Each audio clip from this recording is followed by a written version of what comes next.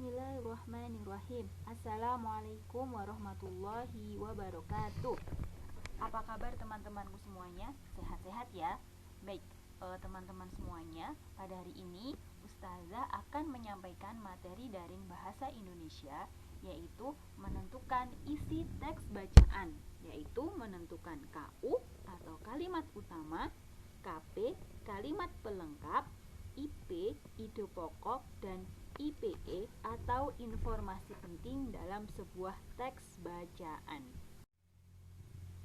Sebelum pada materi inti, Ustazah akan menyampaikan terlebih dahulu tentang apa sih itu teks atau bacaan.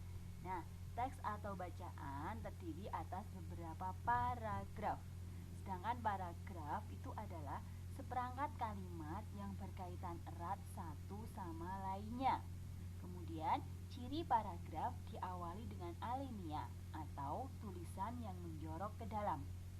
Setiap paragraf berisi kalimat utama atau KU, kalimat penjelas atau KP, ide pokok atau IP, serta informasi penting atau IPE. KU, KP, IP, dan IPE ini itu hanya singkatan-singkatan yang Ustazah sampaikan untuk mempermudah kita dalam mengingat saja. Jadi keberadaan singkatan-singkatan itu tidak bersifat baku.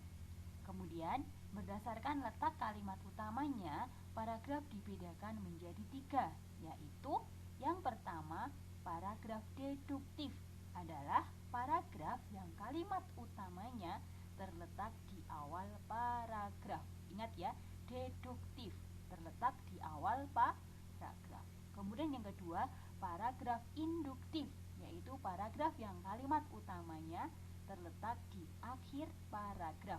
Dan yang ketiga adalah paragraf campuran atau paragraf yang kalimat utamanya terletak di awal dan di akhir paragraf. Kita masuk pada materi yang pertama, yaitu menentukan kalimat utama atau KU. Apa sih kalimat utama itu? Kalimat utama adalah sebuah kalimat yang di dalamnya terdapat sebuah gagasan utama suatu paragraf. Keberadaan kalimat utama pada suatu paragraf sangat penting karena menjadi kerangka dasar dalam pengembangan paragraf. Kalimat utama ini biasanya berupa kalimat lengkap yang dapat berdiri sendiri. Kalimat utama mengandung permasalahan yang dapat diuraikan lebih lanjut di dalam kalimat-kalimat selanjutnya. Lalu, bagaimana sih cara menentukan kalimat utama itu? Yang pertama, bacalah dengan cermat kalimat-kalimat dalam paragraf. Jadi, kunci sukses dalam bahasa Indonesia adalah teman-teman harus mau membaca kalimat secara cermat. Dibaca satu demi satu kata-katanya dan kalimat-kalimatnya dari awal sampai akhir. Kemudian, bacalah kembali kalimat pertama dan terakhir dalam paragraf. Kemudian, tentukan kalimat utamanya. Karena biasanya kalimat utama ini terletak di awal dan di awal atau di akhir paragraf, maka teman-teman fokuskan pada kalimat pertama atau kalimat terakhir dari sebuah paragraf. Kalimat yang berisi tentang sesuatu yang bersifat penting, tentang sesuatu yang bersifat dasar, itulah kalimat utamanya. Kemudian, di sini Ustazah akan memberikan contoh cara menentukan kalimat utama. Misalnya, ada sebuah paragraf yang berbunyi, reptilia adalah segala jenis hewan yang berjalan melata atau merayap. Contohnya adalah kadal, ular, buaya, dan penyu. Mereka bertulang keras dan memiliki sisik pada kulit. Umumnya mereka bertelur di darat, walaupun ada juga reptilia yang melahirkan anak. Nah, dari paragraf ini kita dapat menentukan kalimat utamanya. Pertama, kita baca semuanya tadi kan kalimatnya dari awal sampai akhir. Kemudian kita cermati kalimat pertama dan kalimat terakhirnya. Kita cermati kalimat pertamanya. Reptilia adalah segala jenis hewan yang berjalan melata atau Sedangkan kalimat terakhirnya umumnya mereka bertelur di darat, walaupun ada juga reptilia yang melahirkan anak. Nah, dari sini kita dapat menentukan bahwasanya kalimat utamanya berada di awal paragraf yang berbunyi, reptilia adalah segala jenis hewan yang berjalan melata atau merayap. Pertanyaannya, mengapa demikian? Mengapa kalimat utamanya berada di awal, bukan di akhir?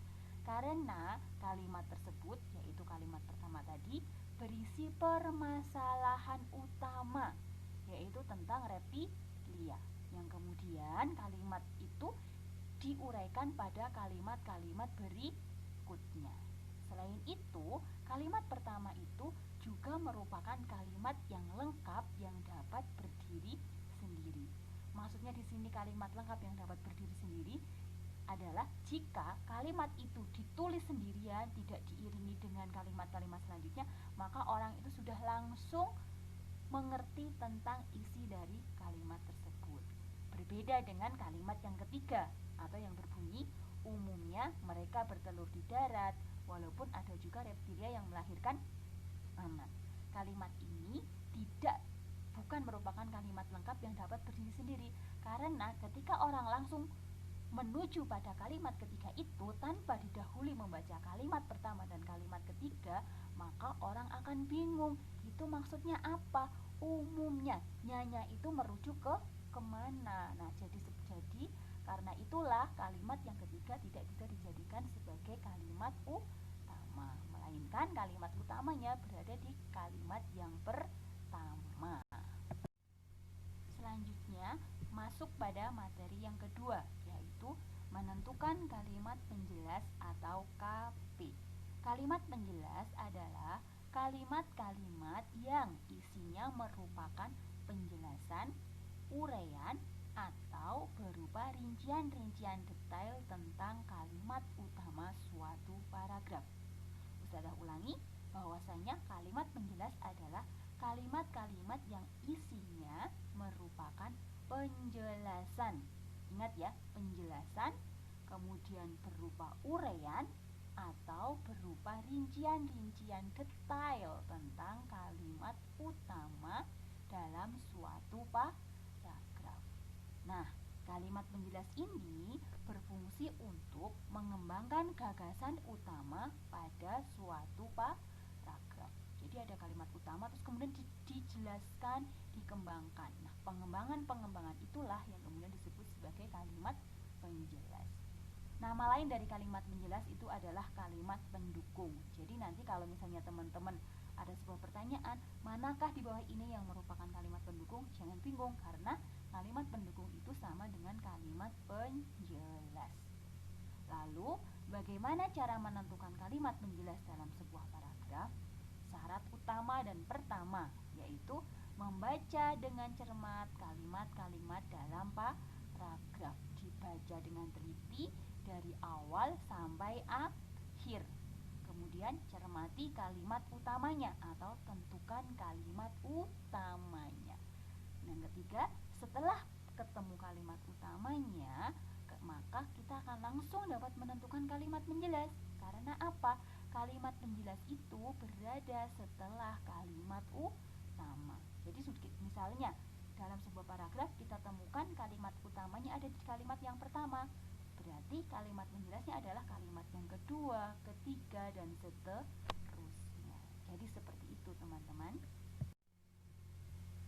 Nah, selanjutnya Ustazah akan memberikan contoh cara menentukan kalimat penjelas atau KP. Ada sebuah paragraf bunyinya sama seperti tadi ya. Reptilia adalah segala jenis hewan yang berjalan melata atau merayap. Contohnya adalah kadal, ular, buaya, dan penyu.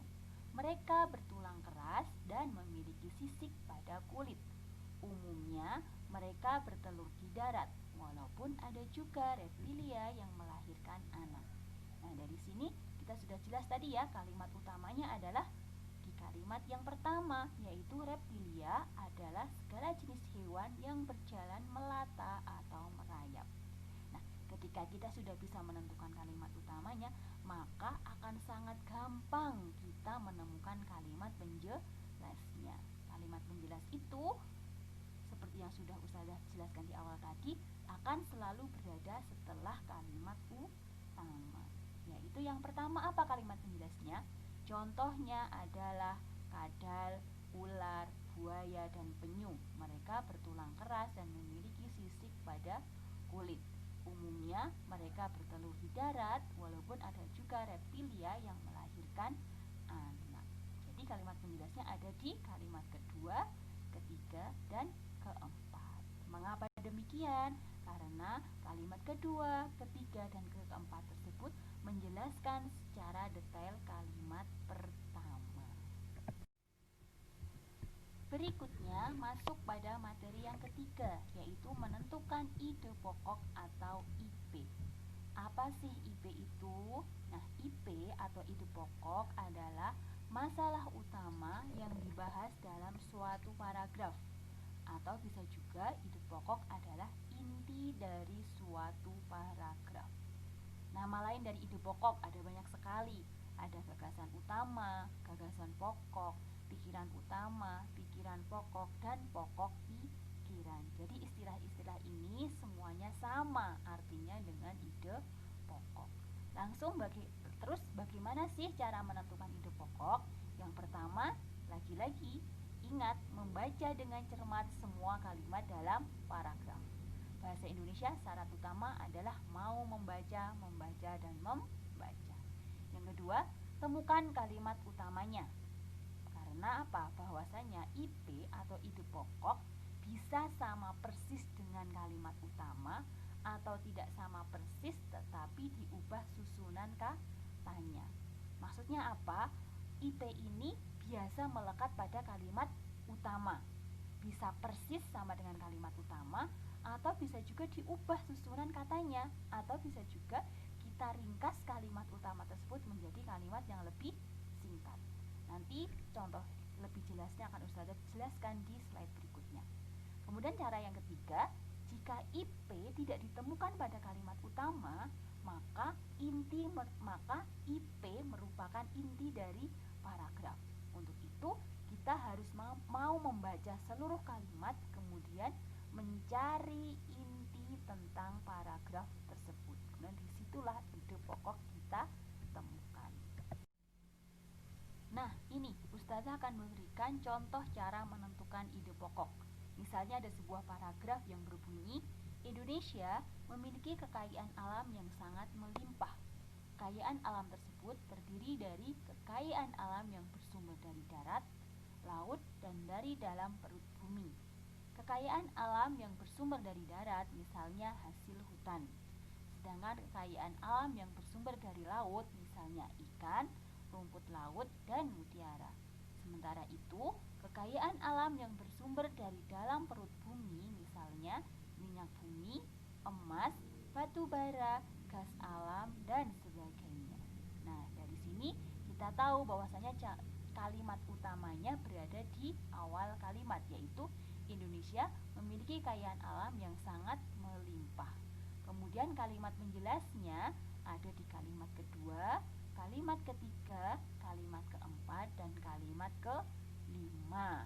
Kalimat kedua, kekayaan alam tersebut terdiri dari kekayaan alam yang bersumber dari darat, laut, dan dari dalam perut bumi. Sedangkan kalimat ketiga, kekayaan alam yang bersumber dari darat, misalnya hasil hutan. Nah, ini kan sudah menjelaskan dari kalimat utama tadi.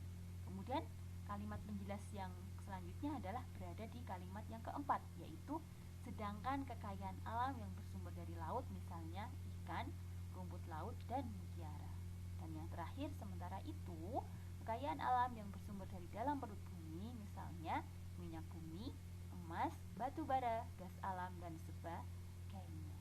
Nah, dari sini setelah kita membaca kalimat utama dan kalimat penjelas, maka kita dapat menentukan ide pokoknya.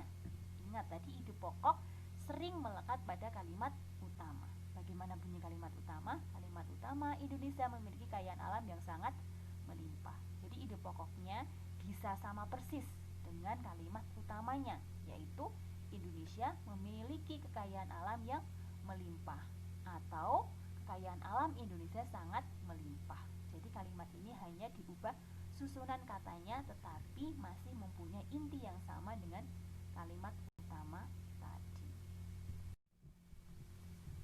Demikianlah teman-teman penjelasan mengenai materi tentang KU, KP, dan IP. Jika masih ada yang kurang jelas bisa kalian tanyakan langsung ke Ustazah melalui WA secara pribadi ke Ustazah. Kemudian silahkan kalian kerjakan latihan soal di bawah ini, yaitu tentukan KU, KP, dan IP paragraf di bawah ini. Tugas kalian kerjakan di buku catatan bahasa Indonesia. Tugasnya tidak usah dikumpulkan ke Ustazah, tapi besok pagi Ustazah akan memberikan kunci jawaban yang benar pada kalian. Nanti kalian lihat seberapa jauh jawaban kalian sudah benar atau tidak, kalian koreksi sendiri. Jika sudah betul, alhamdulillah, berarti kalian sudah mengerti materi tentang KU, KP, dan IP. Jika belum betul, kalian bisa perbaiki dan bisa membaca ulang materi-materi yang Ustazah berikan. Demikian ya, selamat berlatih teman-teman. Dan untuk materi selanjutnya adalah materi tentang IPE, E-nya kecil. Apa itu IPE? Kita tunggu pada pertemuan daring yang selanjutnya. Baik teman-teman, demikian yang bisa Ustazah sampaikan. Kurang lebihnya mohon maaf. Terima kasih. Wassalamualaikum warahmatullahi wabarakatuh.